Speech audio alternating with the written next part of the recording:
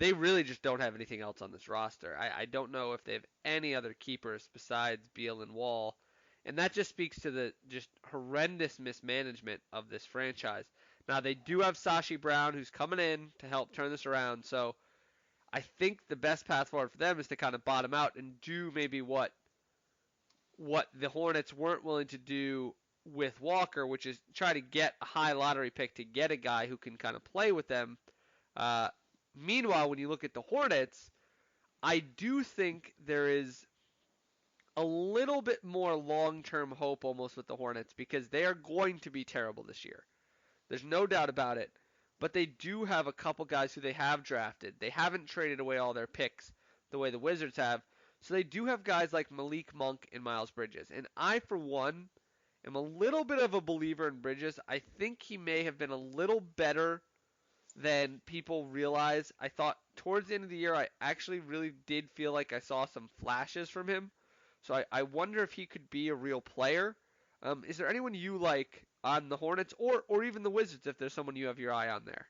So I think a guy for me on the Wizards, this will be quick, but Rui Hachimura, I think he's very raw, but he could be one of the more underrated rookies in this draft class.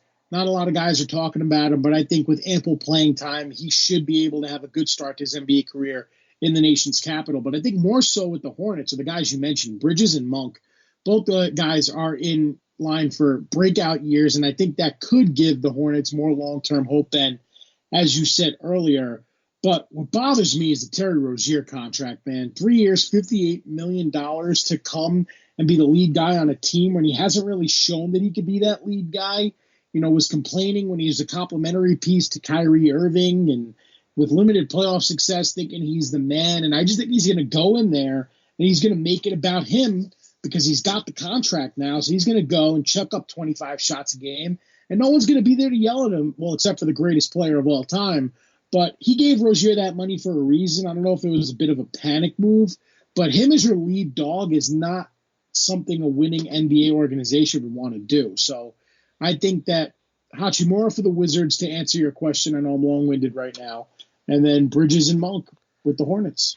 Yeah, as they say, Jason, it's not what you're looking for in either case here. So let's not do we're not going to bury the lead here. Spoiler alert, neither one of these teams is making the playoffs this year, Jason, and it's not even going to be particularly close. So I think we can agree that the ceiling for these teams is not going to be the playoffs, but it'll be somewhere below that. So let's kind of go from there and say what do we really think the floor is for this team? Because both of these teams, both the Hornets and the Wizards, I think they could be in contention for the worst record in the entire league.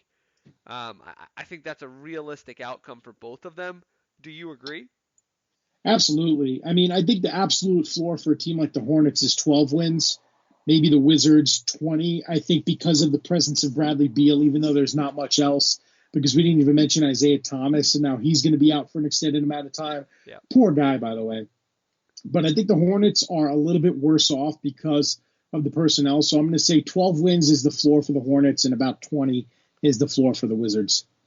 Yeah, I mean, we could also just say, what happens if Bradley Beal goes down? I mean, you're talking about one of the worst, most talent-deficient rosters we've ever seen if Bradley Beal gets hurt or they shut him down. And I think if you're a Wizards fan, you almost have to kind of hope that they do because what are you doing otherwise? Why are you putting minutes on those legs on a year that's already lost? But yeah, I completely agree.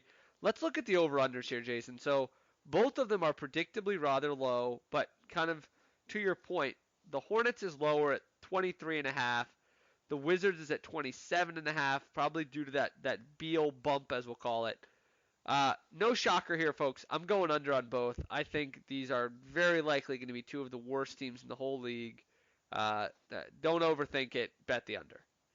Oh, I'm definitely betting the under, too, on both of these teams. I think they are, maybe outside of the Grizzlies, the worst two teams in the East because the Knicks have a couple better players. The Cavaliers, I don't think, are going to be as bad. I mean, this could be the 30th and 29th best teams in basketball this year. And that's why we're not spending too much time on them because we want to cover good teams here on Baseline Jumper.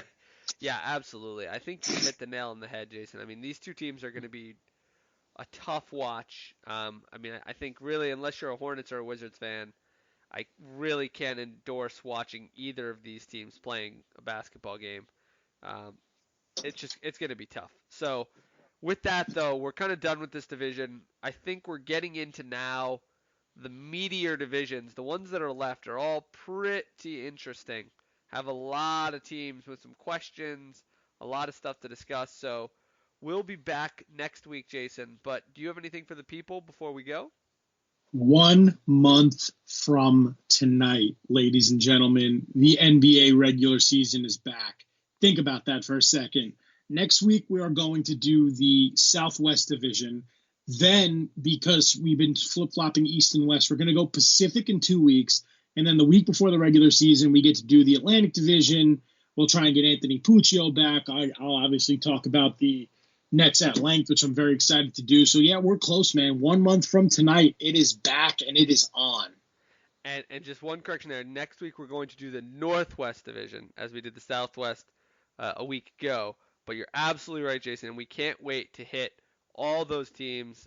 There's a lot going on in that division. Obviously, big time, big time move with the Oklahoma City Thunder, which we'll talk about. And otherwise, remember to subscribe, rate, and review 5 stars, please. I've had a few people reach out recently, showing some love, giving us some 5-star reviews on iTunes. We love that. Keep them coming.